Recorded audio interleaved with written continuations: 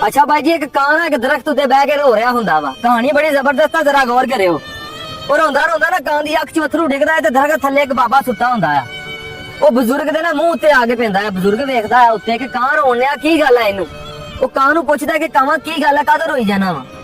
ਕਾਂ ਕਹਿੰਦਾ ਕਿ ਬਜ਼ੁਰਗਾ ਕੁਛ ਨਾ ਪੁੱਛ, ਮੈਂ ਬੜਾ ਤੰਗ ਆ ਆਪਣੀ ਜ਼ਿੰਦਗੀ ਤੋਂ। ਅੱਲਾਹ ਪਾਕ ਨੇ ਦੁਨੀਆ ਉੱਤੇ ਬੇਸ਼ੁਮਾਰ ਪਰਿੰਦੇ ਬਣਾਏ ਆ, ਸੋਹਣੇ ਤੋਂ ਸੋਹਣੇ, ਤੇ ਮੈਨੂੰ ਅੱਲਾਹ ਪਾਕ ਨੇ ਕਾਲਾ ਕੋਝਾ ਬਣਾ ਦਿੱਤਾ ਵਾ। ਪੈਰ ਵੀ ਕਾਲੇ, ਪਰ ਵੀ ਕਾਲੇ, ਚੁੰਝ ਵੀ ਕਾਲੀ। ਜਿੱਥੇ ਵੀ ਜਾ ਕੇ ਬਹਿਣਾ ਲੋਕ ਵੱਟੇ ਮਾਰਦੇ ਆ, ਉਡਾ ਛੱਡਦੇ ਆ। ਕੋਈ ਇੱਜ਼ਤ ਨਹੀਂ ਹੈ ਮੇਰੀ ਇਸ ਦੁਨੀਆ ਉੱਤੇ। ਉਹ ਬਜ਼ੁਰਗ ਪੁੱਛਦਾ ਕਿ ਹੁਣ ਤੂੰ ਕੀ ਚਾਹੁੰਦਾ ਆ। ਕਾਂ ਕਹਿੰਦਾ ਕਿ ਮੈਂ ਅਗਰ ਹੰਸ ਬਣ ਜਾਵਾਂ ਨਾ ਤੇ ਬੜੀ ਜ਼ਿੰਦਗੀ ਹੈ ਮੇਰੀ। ਉਹ ਬਜ਼ੁਰਗ ਉਹਨੂੰ ਕਾਂ ਨੂੰ ਆਂਦਾ ਹੈ ਵੀ ਇੱਕ ਵਾਰੀ ਜਾ ਕੇ ਤੂੰ ਹੰਸ ਕੋ ਪੁੱਛ ਕੇ ਆ ਕਿ ਹੰਸ ਦੀ ਜ਼ਿੰਦਗੀ ਕਿਹੋ ਜਿਹੀ ਜੀ ਰਿਹਾ ਵਾ, ਫਿਰ ਤੈਨੂੰ ਹੰਸ ਬਣਾ ਦੇਾਂਗੇ। ਉਹ ਕਾਂ ਕਹਿੰਦਾ ਕਿ ਨਹੀਂ, ਤੁਸੀਂ ਮੈਨੂੰ ਹੰਸ ਬਣਾ ਦਿਓ। ਹੰਸ ਦੀ ਬੜੀ ਖੂਬਸੂਰਤ ਜ਼ਿੰਦਗੀ ਹੈ, ਜ਼ਿੰਦਗੀ ਹੋਵੇ ਤੇ ਹੰਸ ਵਰਗੀ ਹੋਵੇ। ਉਹ ਬਜ਼ੁਰਗ ਕਹਿੰਦਾ ਕਿ ਨਹੀਂ, ਏਦਾਂ ਨਹੀਂ, ਪਹਿਲਾਂ ਤੂੰ ਹੰਸ ਨੂੰ ਪੁੱਛ ਕੇ ਆ, ਫਿਰ ਤੈਨੂੰ ਹੰਸ ਬਣਾ ਦੇਾਂਗੇ। ਉਹ ਕਾਂ ਉੱਡਦਾ ਹੰਸ ਕੋ ਜਾਂਦਾ, ਹੰਸ ਨੂੰ ਜਾ ਕੇ ਆਂਦਾ ਹੈ ਵੀ ਹੰਸ ਸੁਣਾ, ਕਿੱਦਾਂ ਤੇਰੀ ਜ਼ਿੰਦਗੀ ਜਾ ਰਹੀ ਆ, ਤੂੰ ਖੁਸ਼ ਆ ਆਪਣੀ ਜ਼ਿੰਦਗੀ ਤੋਂ। ਹੰਸ ਕਹਿੰਦਾ ਕਿ ਮੇਰੀ ਕਾਹਦੀ ਜ਼ਿੰਦਗੀ ਆ, ਸਾਰੀ ਦਿਹਾੜੀ ਪਾਣੀ ਵਿੱਚ ਲੰਘ ਜਾਂਦੀ ਆ, ਦੂਰੋਂ ਖਲੋਤਾ ਮੈਂ ਵੇਖਦਾ ਨਹੀਂ, ਜਿੱਥੇ ਵੀ ਵੇਖਦਾ ਆ ਲੋਕ ਵੱਟੇ ਮਾਰਦੇ ਮੈਨੂੰ, ਮੈਂ ਬੜਾ ਤੰਗ ਆ ਆਪਣੀ ਜ਼ਿੰਦਗੀ ਤੋਂ। ਹੁਣ ਕਾਂ ਹੰਸ ਦੀ ਗੱਲ ਸੁਣ ਕੇ ਨਾ ਬੜਾ ਹੈਰਾਨ ਹੁੰਦਾ ਆ। ਉਹ ਹੰਸ ਕੋ ਪੁੱਛਦਾ ਕਿ ਤੂੰ ਕੀ ਚਾਹੁੰਦਾ ਆਪਣੀ ਜ਼ਿੰਦਗੀ ਵਿੱਚ। ਉਹ ਹੰਸ ਕਹਿੰਦਾ ਕਿ ਮੈਂ ਚਾਹੁੰਦਾ ਅੱਲਾਹ ਪਾਕ ਮੈਨੂੰ ਦੂਸਰੀ ਜ਼ਿੰਦਗੀ ਦੇਵੇ ਨਾ, ਤੇ ਮੈਂ ਤੋਤਾ ਬਣਨਾ ਚਾਹੁੰਦਾ ਆ। ਜ਼ਿੰਦਗੀ ਤੇ ਤੋਤੇ ਦੀ ਆ। ਉਹ ਕਾਂ ਹੁਣ ਹੰਸ ਦੀ ਗੱਲ ਸੁਣ ਕੇ ਨਾ ਬੜਾ ਪਰੇਸ਼ਾਨ ਹੋ ਜਾਂਦਾ ਕਿ ਹੰਸ ਕੀ ਕਹੀ ਜਾਂਦਾ ਹੈ। ਕੋਈ ਉੱਥੋਂ ਉੱਡਦਾ ਕਿ ਤੋਤੇ ਕੋ ਚਲਾ ਜਾਂਦਾ ਹੈ। ਤੋਤੇ ਨੂੰ ਜਾ ਕੇ ਹੁਣ ਇਹ ਗੱਲ ਪੁੱਛਦਾ ਹੈ ਕਿ ਤੋਤਿਆ ਸੁਣਾ, ਕਿੱਦਾਂ ਜਾ ਰਹੀ ਹੈ ਤੇਰੀ ਜ਼ਿੰਦਗੀ। ਤੋਤਾ ਉਹਨੂੰ ਆਂਦਾ ਕਿ ਕਾਹਦੀ ਜ਼ਿੰਦਗੀ ਹੈ ਮੇਰੀ ਯਾਰ, ਜਿੱਥੇ ਵੀ ਜਾ ਕੇ ਬਹਿਣਾ ਆ ਲੋਕ ਫੜ ਕੇ ਮੈਨੂੰ ਕੈਦ ਕਰ ਲੈਂਦੇ ਆ ਤੇ ਸਾਰੀ ਜ਼ਿੰਦਗੀ ਮੁੜ ਕੇ ਕੈਦ ਵਿੱਚ ਕੱਟਣੀ ਪੈਂਦੀ ਹੈ। ਮੇਰੀ ਕਾਹਦੀ ਜ਼ਿੰਦਗੀ ਹੈ, ਜ਼ਿੰਦਗੀ ਤੇ ਮੋਰ ਦੀ ਆ। ਉਹ ਤੋਤਾ ਹੁਣ ਕਾਂ ਉੱਥੋਂ ਉੱਠਦਾ ਆ ਤੋਤੇ ਕੋਲੋਂ ਤੇ ਜਾ ਕੇ ਮੋਰ ਕੋਲ ਚਲਾ ਜਾਂਦਾ। ਮੋਰ ਨੂੰ ਜਾ ਕੇ ਹੁਣ ਇਹ ਗੱਲ ਪੁੱਛਦਾ ਕਿ ਮੋਰਾ ਸੁਣਾ, ਕਿੱਦਾਂ ਜਾ ਰਹੀ ਹੈ ਤੇਰੀ ਜ਼ਿੰਦਗੀ, ਖੁਸ਼ ਆ ਤੂੰ ਆਪਣੀ ਜ਼ਿੰਦਗੀ ਤੋਂ।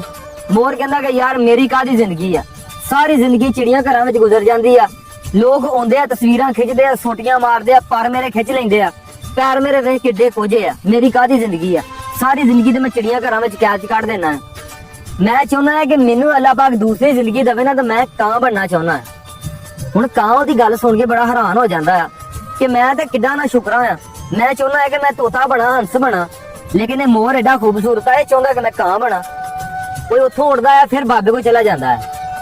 ਉਹ ਬਾਬਾ ਉਹਨੂੰ ਕਾਂ ਨੂੰ ਕਹਿੰਦਾ ਕਿ ਹਾਂ ਪੁੱਛ ਆਇਆ ਹੰਸ ਦਾ ਹਾਲ, ਹੁਣ ਤੈਨੂੰ ਫੇਰ ਹੰਸ ਬਣਾ ਦਈਏ। ਕਾਂ ਕਹਿੰਦਾ ਕਿ ਨਹੀਂ ਬਜ਼ੁਰਗਾ, ਮੈਂ ਜਿਹੋ ਜਿਹਾ ਹੈਗਾ ਹਨਾ, ਮੈਂ ਉਸੇ ਰੰਗ ਵਿੱਚ ਖੁਸ਼ ਹਾਂ। ਮੈਨੂੰ ਅੱਲਾਹ ਪਾਕ ਨੇ ਜਿਹੋ ਜਿਹਾ ਬਣਾ ਦਿੱਤਾ ਹਨਾ, ਮੈਂ ਉਹਦੇ ਵਿੱਚ ਹੀ ਖੁਸ਼ ਹਾਂ, ਮੈਂ ਹੰਸ ਨਹੀਂ ਬਣਨਾ।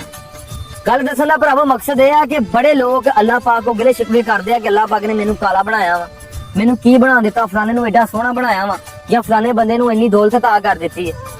ਬਾਈ ਸਭ ਤੋਂ ਪਹਿਲਾਂ ਆਪਣੇ ਜਿਸਮ ਵੱਲ ਵੇਖਿਆ ਕਰੋ ਕਿ ਅੱਲਾਹ ਪਾਕ ਨੇ ਸਾਨੂੰ ਹੱਥ ਪੈਰ ਹਰ ਚੀਜ਼ ਸਲਾਮਤ ਦਿੱਤੀ ਹੈ।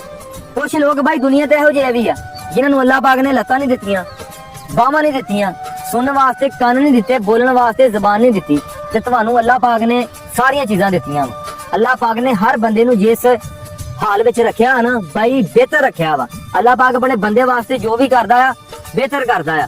ਤੇ ਐਵੇਂ ਕਿਸੇ ਵੱਲ ਵੇਖ ਕੇ ਨਾ ਅੱਲਾਹ ਪਾਕ ਨਾਲ ਗਿਲੇ ਸ਼ਿਕਵੇ ਨਾ ਕਰਿਆ ਕਰੋ ਕਿ ਅੱਲਾਹ ਪਾਕ ਨੇ ਮੈਨੂੰ ਕੀ ਬਣਾਇਆ ਵਾ ਤੇ ਫਲਾਣੇ ਬੰਦੇ ਨੂੰ ਮੇਰੇ ਤੋਂ ਬਿਹਤਰ ਬਣਾਇਆ ਵਾ।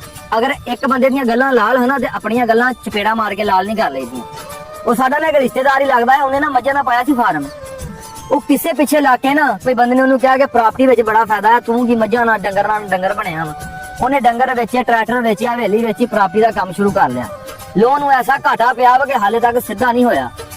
ਗੱਲ ਉਹੀ ਆ ਜਾਂਦੀ ਹੈ ਕਿ ਬਾਈ ਕਿਸੇ ਪਿੱਛੇ ਲਾ ਕੇ ਜਿਹੜਾ ਤੁਹਾਡਾ ਕਾਰੋਬਾਰ ਹੈ ਨਾ, ਜੋ ਅੱਲਾਹ ਪਾਕ ਨੇ ਤੁਹਾਨੂੰ ਬਣਾ ਦਿੱਤਾ ਵਾ, ਤੁਹਾਡੀ ਜਗ੍ਹਾ ਕੋਈ ਹੋਰ ਬੰਦਾ ਨਹੀਂ ਲੈ ਸਕਦਾ। ਤੇ ਇਹ ਸੋਚ ਕੇ ਰੱਬ ਦਾ ਸ਼ੁਕਰ ਅਦਾ ਕਰਿਆ ਕਰੋ ਕਿ ਅੱਲਾਹ ਪਾਕ ਨੇ ਸਾਨੂੰ ਜਿਸ ਹਾਲ 'ਚ ਰੱਖਿਆ ਵਾ ਬਿਹਤਰ ਰੱਖਿਆ ਵਾ। ਬਾਕੀ ਜਿਸ ਵੀਰ ਨੂੰ ਮੇਰੀ ਗੱਲ ਸਮਝ ਆ ਗਈ ਆ ਉਹ ਕਮੈਂਟ ਵਿੱਚ ਦੱਸ ਕੇ ਵੀ ਜਾਵੇ। ਤੇ ਬਾਕੀ ਹੱਸਦੇ ਰਹੋ, ਵਸਦੇ ਰਹੋ, ਅੱਲਾਹ ਪਾਕ ਸਾਰਿਆਂ ਨੂੰ ਖੁਸ਼ ਰੱਖੇ।